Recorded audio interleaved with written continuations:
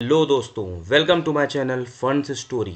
Before starting to anything, I'm just giving you a small declaration from my side that I am Ashish Bajpayee, an NISIM certified mutual fund advisor and distributor. नमस्कार दोस्तों आपका स्वागत है आपके अपने channel funds story के इस informative video में। दोस्तों आज का डिस्कशन होगा डिविडेंड्स के ऊपर कि डिविडेंड्स क्या है, एक्स डेट क्या होती है, रिकॉर्ड डेट क्या है। इन सभी चीज़ों को हम लोग आज जानने की कोशिश करेंगे अपने इस वीडियो में।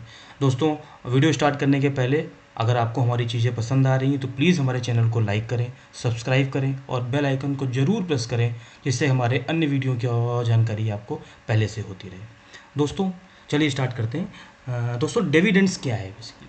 अ dividend is a portion of companies profit that is paid out to its shareholders. Means दोस्तों जब आप देखते हैं कि अगर कोई ऑर्गेनाइजेशन रन कर रहा है तो जो उसको प्रॉफिट या लॉस दोनों ही पॉसिबल है। अगर ऑर्गेनाइजेशन को प्रॉफिट होता है तो प्रॉफिट का कुछ पोर्शन अपने शेयर होल्डर्स के साथ में शेयर करते हैं। इसी को हम लोग डिविडेंड्स बोलते हैं, है ना। जो कंपनी को प्रॉफिट हुआ वो उसने अपने शेयर होल्डर के साथ में शेयर किया, जिससे फर्दर उनकी लॉयल्टी मतलब कंपनी में बनी रहे, उनको ये मालूम पड़ता रहे कंपनी की अच्छी कंपनी है जो कि प्रॉफिटेबल कंपनी है ना। इसी प्रॉफिट शेयरिंग को हम लोग डिविडेंड्स बोलते हैं।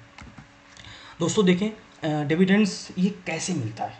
दोस्तों जब कंपनी को प्रॉफिट होता है तो अब मैनेजमेंट को ये निर्णय लेना होता है कि इस प्रॉफिट को वो कैसे री इन्वेस्ट करे, और मैनेजमेंट के पास कुछ ऑप्शंस होते हैं इस प्रॉफिट को री इन्वेस्ट करने के लिए। These options are reinvest in the business to fuel growth, मतलब फर्दर कंपनी में फिर से बिजनेस में पैसा को लगाए जिससे कंपनी को फर्दर ग्रोथ मिले, या पे आउट ऑफ डेब्ट्स, जो कंपनी के ऊपर डेब्ट्स हैं उसको पे आउट करी जाए, या सेव द फ्यूचर नीड्स, कुछ अमाउंट उसको फर्दर फ्यूचर के नीड्स के फुलफिल करने की रखा जाए, और जो उससे कुछ आज बचता है पैसा उसमें हम लोग कंपनी ये डिसाइड करती है कि these share profit with shareholders as a dividends, है ना, in the form of dividends. तो ये डिसीजन जो होता है वो मैनेजमेंट को लेना होता है और मैनेजमेंट ऐसे ही डिसीजन लेती है ना।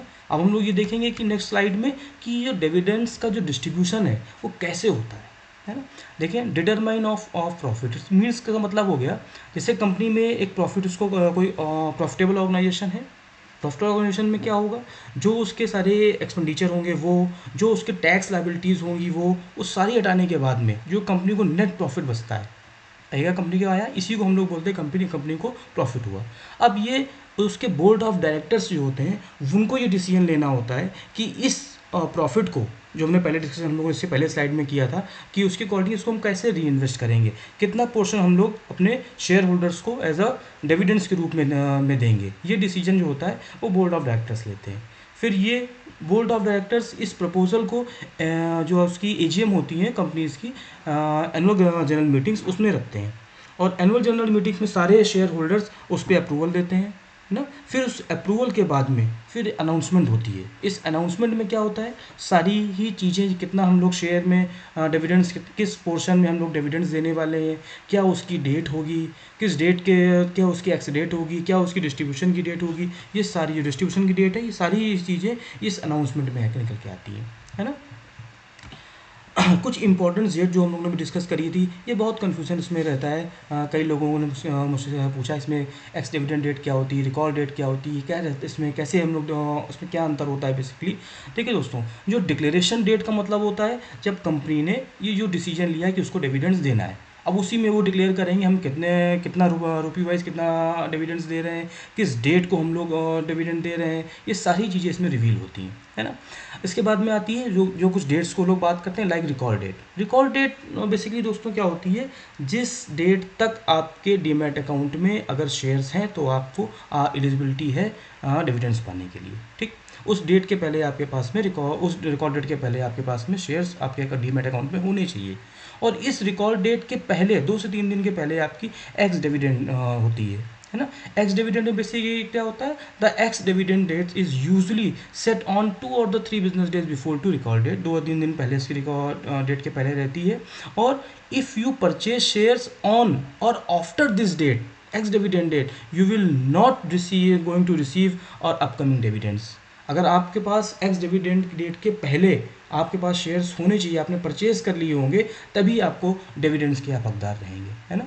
तो ये दोनों ही चीज़ों को उसमें खास ध्यान दें। एक्स डिविडेंड डेट्स क्या है, रिकॉर्ड डेट क्या है, रिकॉर्ड डेट के पहले आपके पास में, रिकॉर्ड डेट तक आपके पास में आपके डीमैट अकाउंट में आपके पास शेयर्स होने चाहिए, तभी आपको डिविडेंड्स मिलेगा। पेमेंट डेट बेसिकली क्या है, ऑन द पर्टिकुलर डे, जब आपको आपके अकाउंट में जो भी डिविडेंड का अमाउंट है वो आपको मिल जाएगा, उसी को हम लोग बोलते हैं पेमेंट डेट। जैसे दोस्तों यहाँ पे हम एग्जांपल लेते हैं, लाइक कंपनी ने डिस्क्लोज किया कि वो 2 रुपये पर शेयर आपको डिविडेंड देंगे। मान लीजिए आपके अकाउंट में, डीमैट अकाउंट में 100 शेयर्स हैं, तो कंपनी ने जो 2 रुपये पर शेयर का दिया हुआ है, 2 रुपये पर शेयर, और 100 से मतलब आपको 200 रुपये आपको एज अ डिविडेंड मिलेगा, है ना। इस हिसाब से डिविडेंड की कैलकुलेशन होती है।